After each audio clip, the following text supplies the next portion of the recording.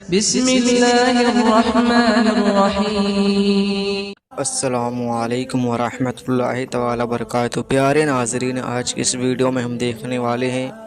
حضرت عثمان غنی رضی اللہ تعالیٰ عنہ کی حالات زندگی۔ فرمان مصطفیٰ صلی اللہ تعالیٰ علیہ وسلم: اگر میری 40 لڑکیاں بھی ہوتی تو یا کے بعد دیگرے میں ان سب کا نکاح عثمان تم سے کرا دیتا۔ تقریباً 1,24,000 انبیاء کرام علیہ السلام اس دنیا میں مبعوث بھیجے گئے فرمائے گئے، یا کچھ کم و بیش 2,24,000 انبیاء کرام علیہ السلام نے اپنے قدم مومنات العظم سے اس دنیا کو سرفرازہ فرمایا، اور لوگ صحابی اولاد بھی ہوئے، لڑکے والے ہوئے اور لڑکی والے بھی ہوئے۔ تو جن لوگوں کے ساتھ انبیاء کرام علیہ السلام نے اپنے صاحبزادی کو منسوب فرمایا، وہ یقیناً عزت و عظمت والے ہوئے ہیں۔ اس کے لیے اللہ تعالیٰ کے نبی کا داماد ہونا ایک بہت بڑا مرتبہ ہے، جو خوش نصیب انسانوں ہی کو نصیب ہوا۔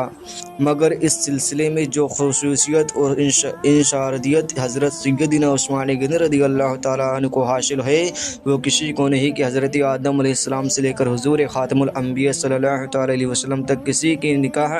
میں نبی کی 2 بیٹیاں نے آئی ہے، تو لیکن حضرت سیدنا عثمان غنی رضی اللہ تعالیٰ عنہ کے نکاح میں صرف نبی نہیں بلکہ نبی الانبیاء سید الانبیاء حضور احمد مصطفیٰ محمد مصطفیٰ صلی اللہ تعالیٰ علیہ وسلم کی 2 صاحبزادیاں یعنی 2 بیٹیاں ایک کے بعد دوسری آپ کے نکاح میں آئیں۔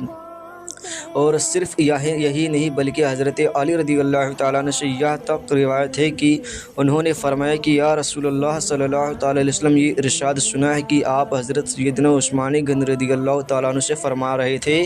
اگر میری 40 لڑکیاں بھی ہوتی تو ایک کے بعد دیگرے میں ان سب کا نکاح عثمان تم سے کرا دیتا، یہاں تک کوئی بھی باقی نہیں رہتی۔ تاریخ الخلفاء آپ کے ذوالنورین کیوں کہا جاتا ہے؟ حضرت واقع رحمۃ اللہ علیہ نے لکھا ہے کہ عبداللہ جوفی رحمۃ اللہ بیان فرماتے کہ مجھ سے میرے ماموں حسین جوفی رحمۃ اللہ علیہ دریافت معلوم کرنا پوچھنا،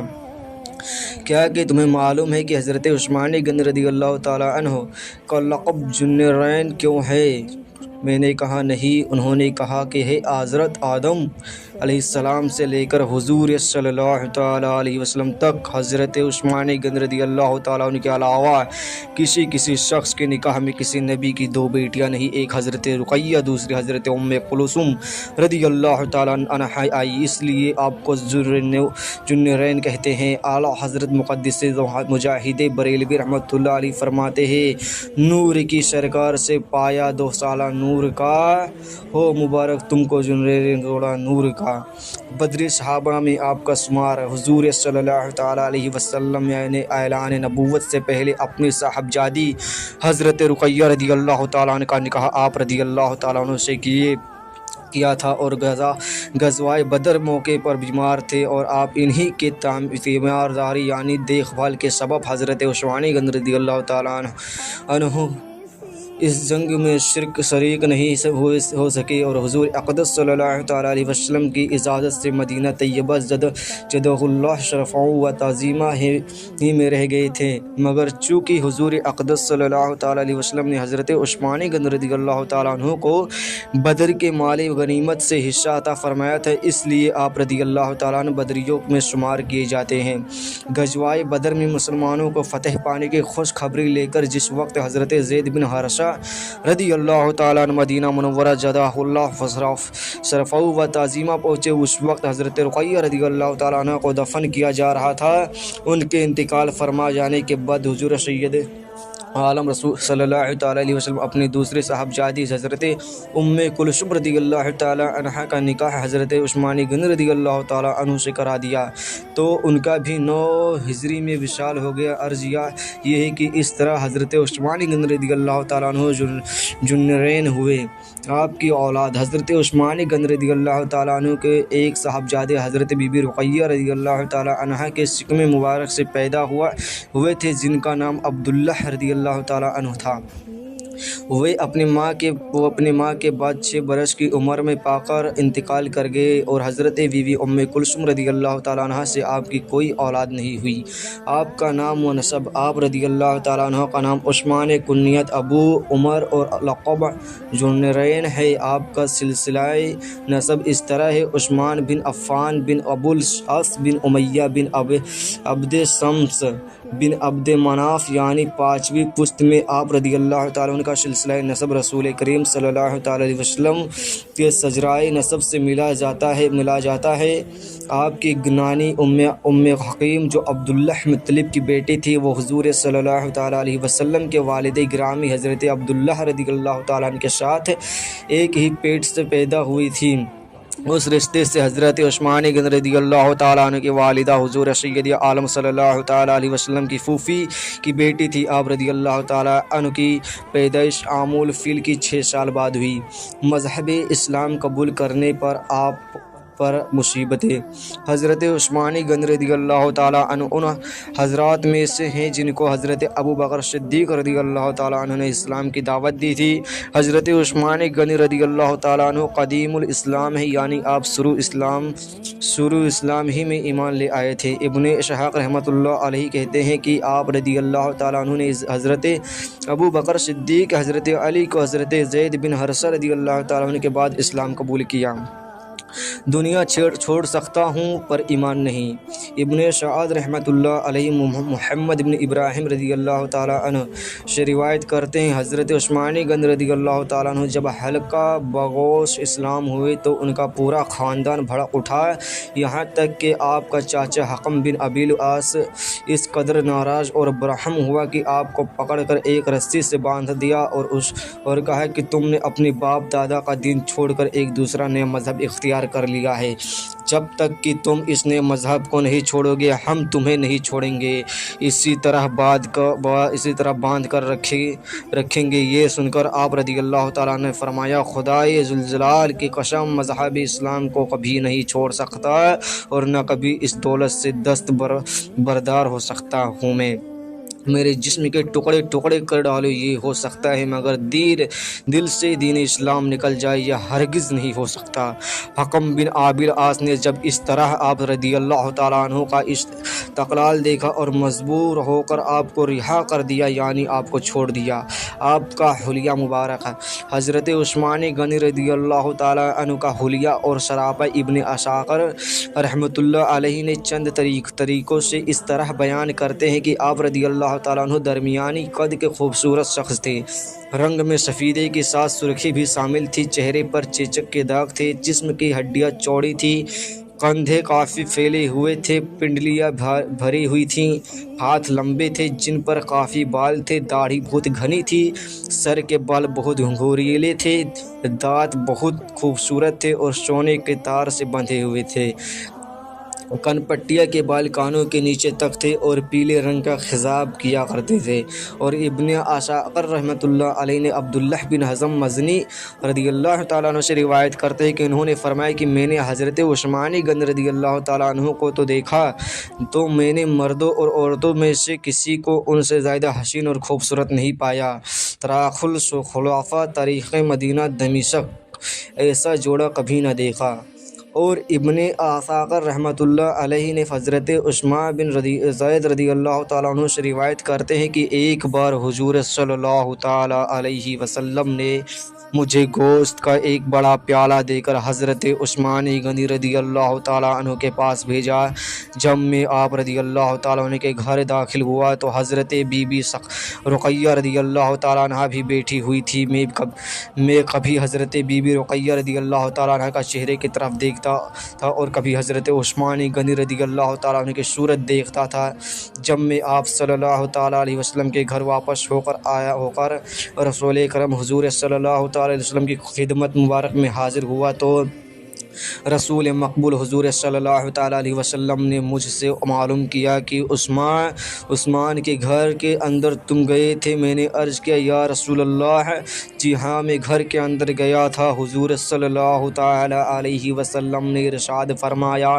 کیا تم نے ان میاں بیوی سے حسین و خوبصورت کسی کی میاں بیوی کو دیکھا ہے؟ میں نے عرض کیا یا رسول اللہ صلی اللہ تعالیٰ علیہ وسلم کبھی نہیں دیکھا۔ تاریخ الخلفاء انبیاء سے مشابہت۔ حضرت ابن عدی رحمۃ اللہ علیہ حضرت عائشہ صدیقہ رضی اللہ تعالیٰ عنہ سے روایت کرتے ہیں، انہوں نے فرمایا کہ رسول مقبول حضور صلی اللہ تعالیٰ علیہ وسلم نے حضرت عثمان غنی رضی اللہ تعالیٰ عنہ کے ساتھ اپنی صاحبزادی ام کلثوم کا نکاح کیا تو ان سے فرمایا کہ تمہارے شوہر عثمان غنی تمہارے دادا حضرت ابراہیم علیہ السلام اور تمہارے باپ محمد صلی اللہ تعالیٰ علیہ وسلم کا شکل صورت میں بہت مشابہت رکھتے ہیں۔ تاریخ الخلفاء حضرت عثمان غنی رضی اللہ تعالیٰ عنہ اور آیت قرآنی اب کوئی عمل نقصان نہ پہنچائے گا۔ حضرت عثمان غنی رضی اللہ تعالیٰ عنہ کے حق میں بھی قرآن مجید کی آیت کریمہ نازل ہوئی۔ جنگ تابوک کا واقعہ ایسے وقت میں پیش آیا جب کہ مدینہ منورہ جدہ اللہ سرافہ و تعظیمی میں سخت قحط سوکھا پڑا ہوا تھا اور عام مسلمان بہت زیادہ تنگی میں تھے، یہاں تک کہ درخت کی پتیاں کھا کر گزارا کرتے تھے۔ اسی لیے اس جنگ کو لشکر کے جیش و اسرا کہا جاتا ہے، یعنی تنگ دستی کا لشکر۔ ترمذی شریف میں حضرت عبد الرحمن بن خباب رضی اللہ تعالیٰ عنہ سے روایت ہے کہ وہ فرماتے ہیں حضور اکرم صلی اللہ تعالیٰ علیہ وسلم کی خدمت میں اس وقت حاضر تھا جب کہ آپ جیش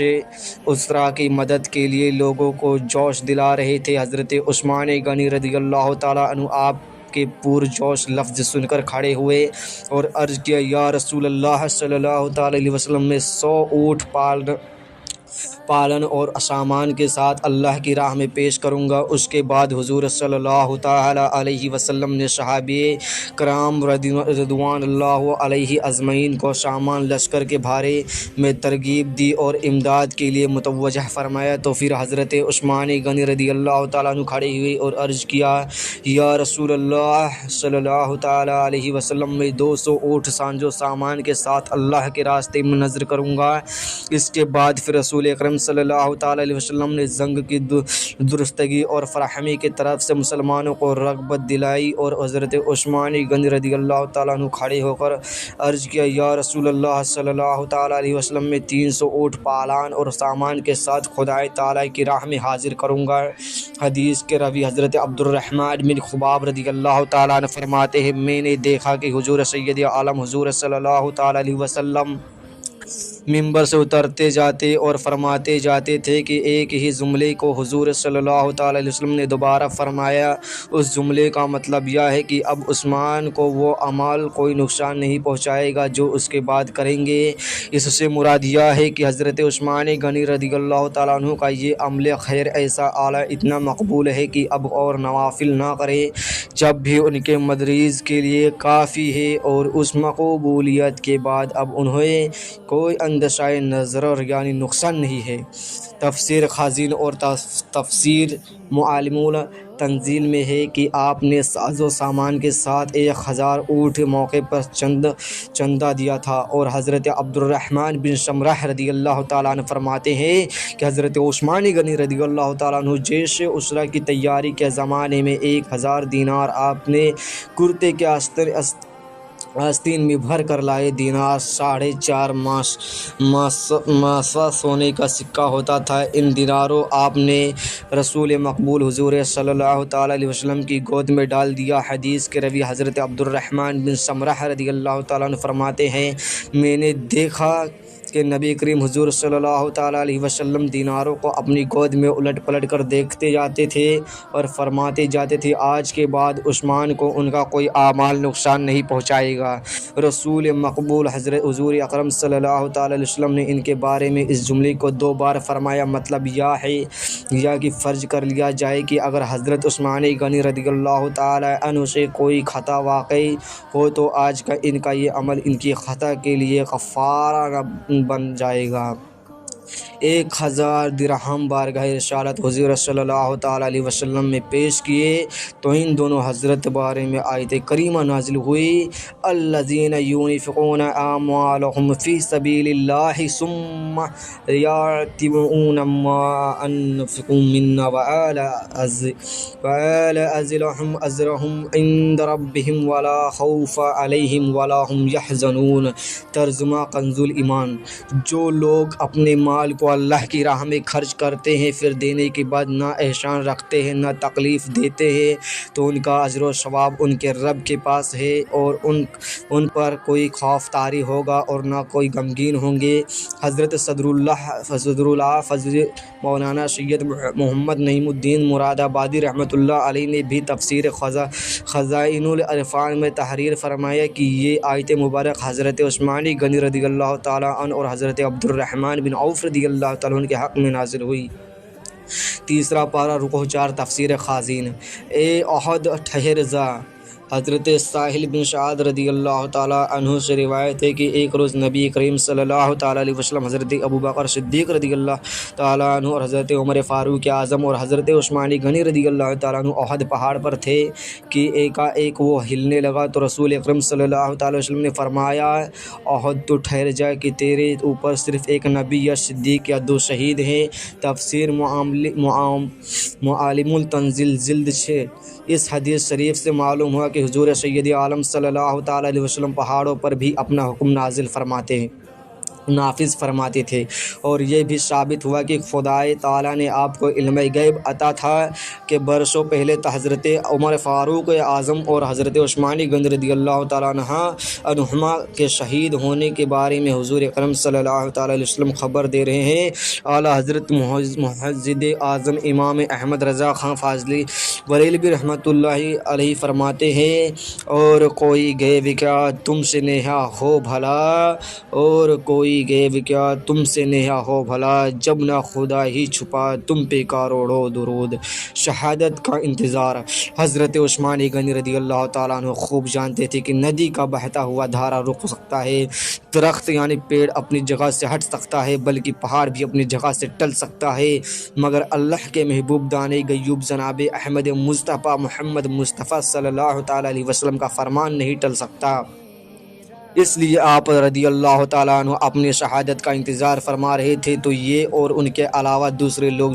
جو اپنی شہادت کے انتظار میں تھے، جیسے کہ دلہا و دلہن اپنی شادی کی تاریخ کے انتظار میں ہوتے ہیں، تو ان کے حق میں یہ آیت کریمہ نازل ہوئی، فَمَا لَهُم مِّنَّا فَزَيْ نَصِيبٌ وَمِنَّكُم مِّنَّا يَنتَظِرُ۔ ترجمہ کنز ایمان۔ تو ان میں سے کوئی وہ ہے جو اپنی منت پوری کر چکا، جیسے حضرت حمزہ مصعب رضی اللہ تعالیٰ عنہما کہ یہ لوگ جہاد پر ثابت رہے یہاں تک کہ جنگ احد میں شہید ہو گئے، اور ان میں سے کوئی وہ ہے جو اپنی شہادت کا انتظار کر رہا ہے، حضرت عثمان غنی رضی اللہ تعالیٰ عنہ، حضرت طلحہ رضی اللہ تعالیٰ عنہما۔ تفسیر بیضاوی سورۃ الاحزاب آیت 23 پارہ 21۔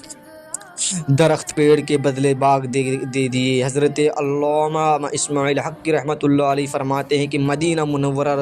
زادہ اللہ شرفہ و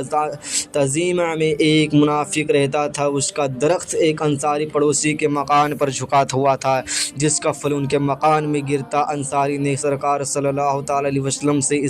اس کا ذکر کیا،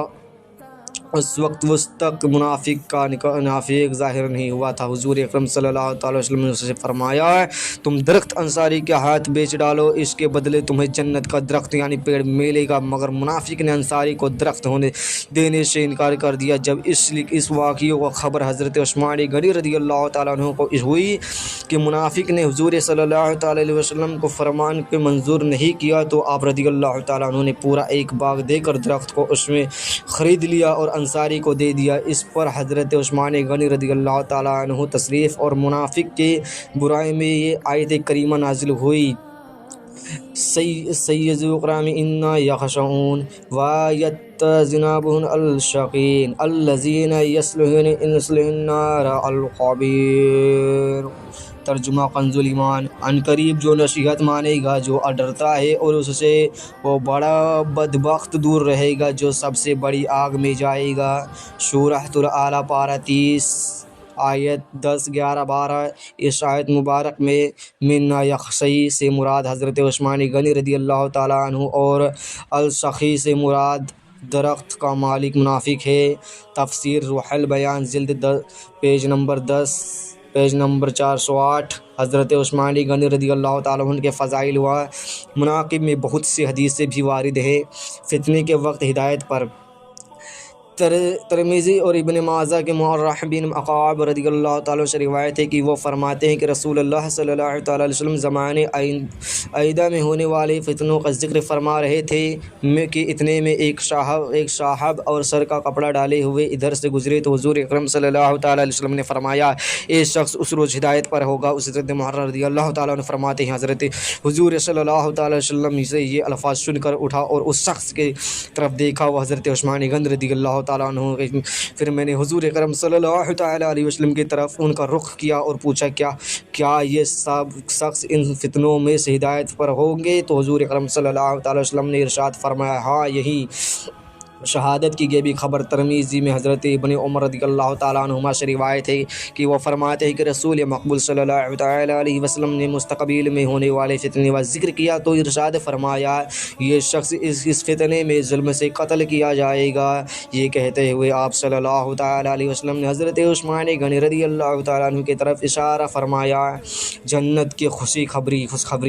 بخاری و مسلم میں حضرت ابو موسیٰ اشعری رضی اللہ تعالیٰ عنہ سے روایت ہے کہ میں مدینہ منورہ زادہ اللہ شرفہ و تعظیمہ کے ایک باغ میں رسول اللہ صلی اللہ تعالیٰ وسلم کے ساتھ تھا کہ ایک صاحب آئے اور اس باغ کا دروازہ کھولوایا تو نبی کریم صلی اللہ تعالیٰ وسلم نے فرمایا دروازہ کھول دو اور آنے والے شخص کو جنت کی بشارت دے۔ میں نے دروازہ کھولا تو دیکھا وہ حضرت ابوبکر صدیق رضی اللہ تعالیٰ عنہ ہے۔ میں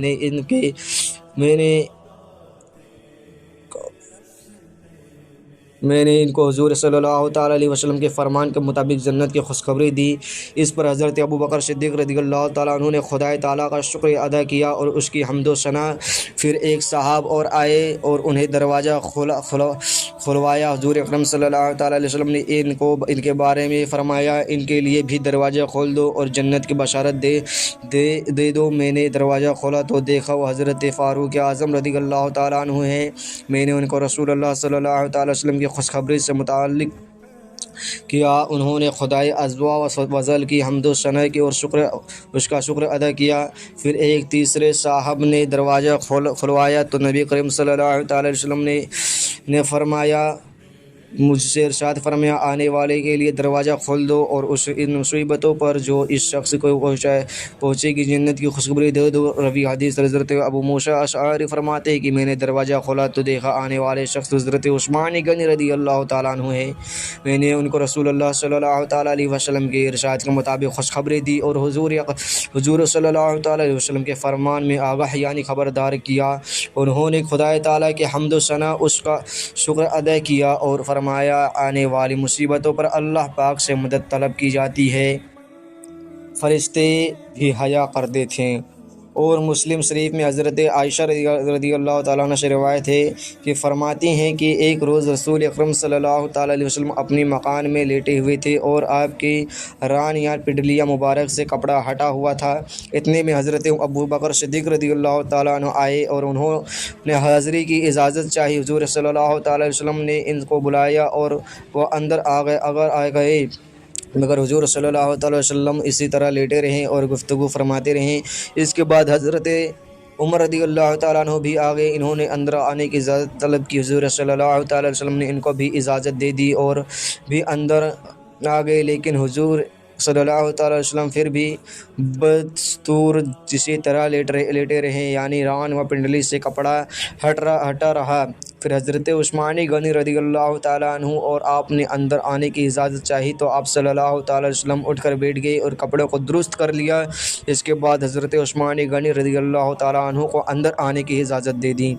روی حدیث حضرت عائشہ رضی اللہ تعالیٰ عنہ فرماتی ہیں کہ ہے کہ جب یہ لوگ چلے گئے تو میں نے حضور صلی اللہ تعالیٰ علیہ وسلم سے معلوم کیا، یا رسول اللہ صلی اللہ تعالیٰ علیہ وسلم، کیا وجہ ہے کہ میرے باپ حضرت صدیق اکبر رضی اللہ تعالیٰ عنہ آئے تو آپ صلی اللہ تعالیٰ علیہ وسلم بدستور لیٹے رہے، پھر حضرت فاروق اعظم رضی اللہ تعالیٰ عنہ آئے مگر آپ صلی اللہ تعالیٰ علیہ وسلم بدستور لیٹے رہے اور جنبش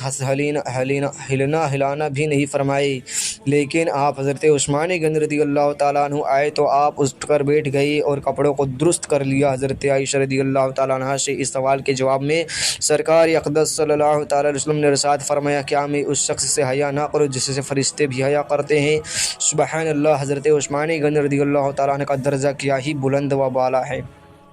اور عظمت والا ہے، فرشتے بھی آپ سے حیا کرتے ہیں، یہاں تک کہ سید الانبیاء نبی الانبیاء جناب احمد مصطفیٰ محمد مصطفیٰ صلی اللہ تعالیٰ علیہ وسلم آپ سے بھی حیا فرماتے ہیں۔ آپ کی طرف سے بیعت فرمائی۔ ترمذی شریف میں حضرت انس رضی اللہ تعالیٰ عنہ سے روایت ہے، وہ فرماتے ہیں کہ جب رسول اللہ صلی اللہ تعالیٰ وسلم نے مقام حدیبیہ میں بیعت رضوان کا حکم فرمایا، اس وقت حضرت عثمان غنی رضی اللہ تعالیٰ عنہ حضور صلی اللہ تعالیٰ علیہ وسلم کے عقائد کی حیثیت سے مکہ معظمہ گئے ہوئے تھے۔ لوگوں نے حضور صلی اللہ تعالیٰ علیہ وسلم کے ہاتھ پر بیعت کر چکے تھے۔ رسول اللہ صلی اللہ تعالیٰ علیہ وسلم مقبول نے فرمایا کہ عثمان خدا اور رسول خدا رسول اللہ صلی اللہ تعالیٰ علیہ وسلم کے کام سے گئے ہوئے، پھر اپنا ایک ہاتھ دوسرے ہاتھ پر مارا، یعنی حضرت عثمان غنی رضی اللہ تعالیٰ عنہ کی طرف سے خود بیعت فرمائی، لہٰذا رسول اللہ صلی اللہ تعالیٰ علیہ وسلم کا مبارک ہاتھ عثمان غنی رضی اللہ تعالیٰ عنہ کے لیے ان ہاتھوں سے بہتر ہے جنہوں نے اپنے ہاتھوں سے اپنے لیے بیعت کی۔ حضرت شیخ عبدالحق محدث دلہوی بخاری رحمۃ اللہ علیہ اسعۃ المیعات میں اس حدیث کے تحت تحریر فرماتے ہیں کہ سرکار اقدس صلی اللہ تعالیٰ علیہ وسلم نے اپنے دست مبارک کو عثمان غنی رضی اللہ تعالیٰ عنہ کے ہاتھ قرار دیا۔ یہ وہ فضیلت ہے جو حضرت عثمان غنی رضی اللہ تعالیٰ عنہ کے ساتھ خاص ہے، یعنی اس فضیلت سے ان کے سوا اور کوئی دوسرا صحابی کبھی مشرف نہیں ہوا۔ مسند خلافت مت چھوڑنا۔ ترمذی شریف میں ان ابن ماجہ حضرت عائشہ صدیقہ رضی اللہ تعالیٰ عنہ سے روایت ہے کہ نبی کریم صلی اللہ تعالیٰ علیہ وسلم ایک روز حضرت عثمان غنی رضی اللہ تعالیٰ عنہ سے فرمایا کہ اے عثمان، خدا تعالیٰ تجھ کو ایک قمیص پہنائے گا، یعنی خلعت خلافت سے سرفراز فرمائے گا، پھر اگر لوگ اس قمیص کو اتارنے کا تجھ سے مطالب کرے تو ان کے خواہش پر اس قمیض کو مت اتارنا، یعنی خلافت نہیں چھوڑنا۔ اسی لیے جس روز شہید کیا گیا انہوں نے حضرت ابو شہلہ رضی اللہ تعالیٰ عنہ سے فرمایا کہ حضور صلی اللہ تعالیٰ علیہ وسلم نے مجھ کو خلافت کے بارے میں وصیت فرمائی تھی، اسی لیے میں اس وصیت پر قائم ہوں اور جو کچھ مجھ پر بیت رہی ہے اس پر صبر کر رہا ہوں۔ آپ نے دوبارہ جنت خرید لی۔ حکیم نے ان حضرت ابو ہریرہ رضی اللہ تعالیٰ عنہ سے روایت ہے کہ حضرت عثمان غنی رضی اللہ تعالیٰ عنہ نے دوبارہ جنت خریدی ہے، ایک بار تو بیر روما خرید کر اور دوسری بار جوش اسرا کے لیے سامان دے کر۔ جوش اسرا کے لیے جو سامان آپ نے فراہم کیا تھا اس کا بیان پہلے اوپر ہو کر چکے ہیں، اور بن روما کی خریداری کا واقعہ یہ ہے کہ جب سرکار اقدس صلی اللہ تعالیٰ علیہ وسلم مکہ معظمہ سے ہجرت فرما کر مدینہ طیبہ منورہ جدہ اللہ شرفہ و تشریف لے گئے تو اس زمانے میں وہاں بیر روما کے علاوہ اور کسی کنویں کا پانی میٹھا نہ تھا۔ یہ کنواں وادی عقیقہ کے کنارے ایک پورا فضا باغ میں جو مدینہ منورہ جدہ اللہ شرفہ و تعظیم میں ہے، جو مدینہ شریف کے تقریباً 4 کلومیٹر کے فاصلے پر ہے۔ اس کنویں کا مالک یہودی تھا جو اس کا پانی فروخت کرتا تھا اور مسلمان کو پانی کی سخت تکلیف تھی، تو رسول اکرم صلی اللہ تعالیٰ علیہ وسلم کے ترغیب پر حضرت عثمان غنی رضی اللہ تعالیٰ عنہ نے آدھا کنواں خریدا۔ آدھا کنواں 12,000 درہم میں خرید کر مسلمانوں پر وقف کر دیا، اور طے یہ پایا کہ ایک روز مسلمان پانی بھریں گے اور دوسرے دن یہودی، مگر یہودیوں نے دیکھا کہ مسلمان ایک دن میں دو دن کا پانی بھر لیتے ہیں اور میرا پانی خاطر خواہ نہیں بکتا، تو پریشان ہو کر باقی آدھا بھی حضرت عثمان غنی رضی اللہ تعالیٰ عنہ کے ہاتھ 8,000 درہم میں بیچ دیا۔ اس کنویں کو آج کل بیر حضرت عثمان غنی رضی اللہ تعالیٰ عنہ کہتے ہیں۔ المستدرک للحکیم۔ ترمذی شریف تفسیر روح البیان جلد 10 پیج نمبر 408 سورۃ الاحزاب آیت 23 سپارہ 21 حدائق بخش تفسیر معالم و تنزیل جلد 6 مشاقت شریف تیسرا پارہ کچھ 4